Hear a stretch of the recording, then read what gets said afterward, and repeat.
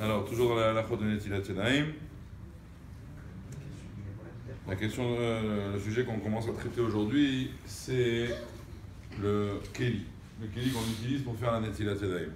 Alors, pour faire la Netilat Yadayim de la Seuda, avant de manger, il faut utiliser un keli. Et voilà, c'est une Mishnah dans Masechet Yadayim, c'est dans la Gemara dans Choulin et dans la halakha. En notlim la Yadayim et la bekli. D'accord? Il faut faire la Netila avec un kli. Quelle est la raison? Ah. Pour les mesures.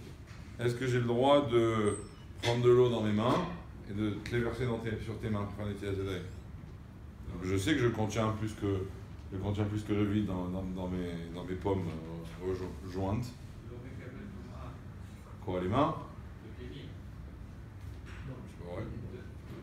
Le keli, il est Kabbalah Toma. Sinon, dès que c'est un kli, c'est Kabbalah Toma automatiquement. Dès qu'il y a un mètre qui boule, c'est Kabbalah Toma. Au contraire, il est aussi Kabbalah Toma. Non, à la limite, vous auriez pu me dire, les mains elles sont tméotes. Mes mains elles sont tméotes, donc alors, si je me suis lavé les mains avant, mes mains elles sont plus tméotes, maintenant je peux faire à quelqu'un d'autre? Non, la réponse est non. Pourquoi? Parce qu'il faut un kli. Mais pour l'eau de la mer, c'est pas un kli. L'eau de la mer, c'est parce que tu fais une tvila. C'est parce que comme dans un mikvé, tu trempes la main. Donc c'est une tvila, l'obidin netila. C'est un autre din, c'est différent. C'est le plan B quand il n'y a pas d'autre solution. On peut faire tvila tiadaim si c'est un mikvé.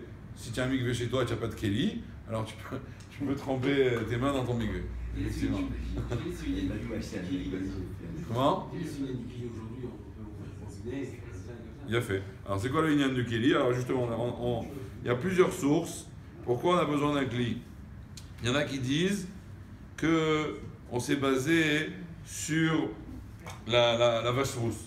Dans la vache rousse, il y a écrit qu'on devait récupérer de l'eau dans laquelle on allait mettre la cendre de la vache pour ensuite faire l'aspersion. Là-bas, le pasuk qui dit Ma'im Chaim El Keli. L'eau de source devait être dans un keli. Et donc, on voit qu'au niveau purification, quand on utilise de l'eau, on utilise un keli aussi. Donc, c'est une des sources. Pourquoi dans la Netilat Yadayim on doit utiliser un keli. La seconde source, c'est que le shulchan de l'homme, il y a écrit qu'il ressemble au misbeach, la Kadosh Baruch Hu. Et de même que le Kohen, avant de faire son service, il se lave les mains du kior qui est lui-même un keli. La même chose, avant de manger du pain, on utilise un keli pour se laver les mains. D'accord? Donc c'est ça le deuxième inyan. Dans le kior, il n'y avait pas un keli? Dans le kior, il y avait un robinet. Il y avait des robinets qui sortaient.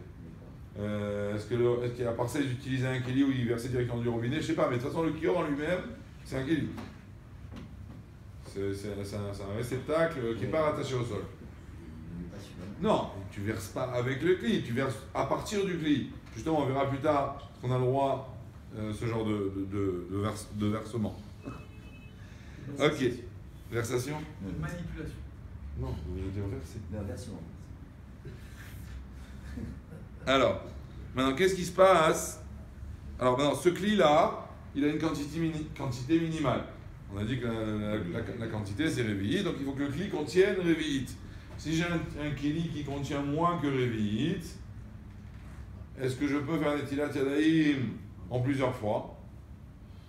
Je laisse le robinet allumé, je prends le keli, je le remplis, je verse, et je continue, et je reprends, et je reverse, jusqu'à ce que je verse révi'it. Je peux faire ça ou pas? Oui, il y en a qui le font. Il y en a qui le font.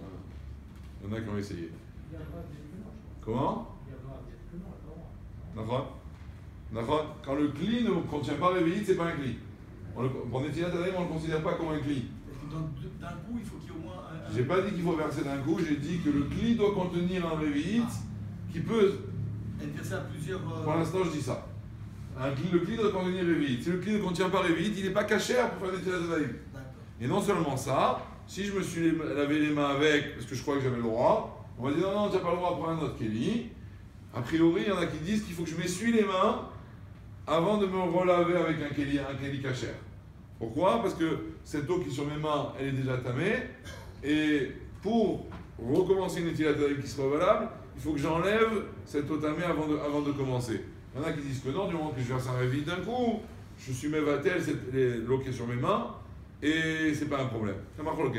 Mais en tout cas, c'est sûr que d'avoir fait la Netilat avec un Keli qui ne contient pas révit, c'est pas bon. D'accord? Maintenant, qu'en est-il d'un Keli qui a par exemple une bouteille en plastique ou une bouteille en verre? Donc il y a un goulot qui est étroit. Dans un goulot étroit, ça ne sort pas d'un coup le réveil, ça sort doucement. Est-ce qu'on a le droit de faire des Netilat Yadayim avec ça?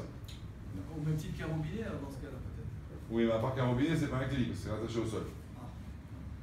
Ça fait partie du D'accord. mur. Ouais, Ça fait partie de- c'est un immobilier. Exactement. Alors vous dites non? Non. Non. Vous dites non. Eh bien oui. Ah, bah, oui, c'est normal. Étant donné que le Keli Il contient un réveillite, il n'est pas obligé que le réveillite sorte d'un coup. Il peut sortir léat. Je ramène des preuves dans les Gmarot que tant qu'il y a de l'eau qui coule, ça s'appelle une seule entité. Ah, oui.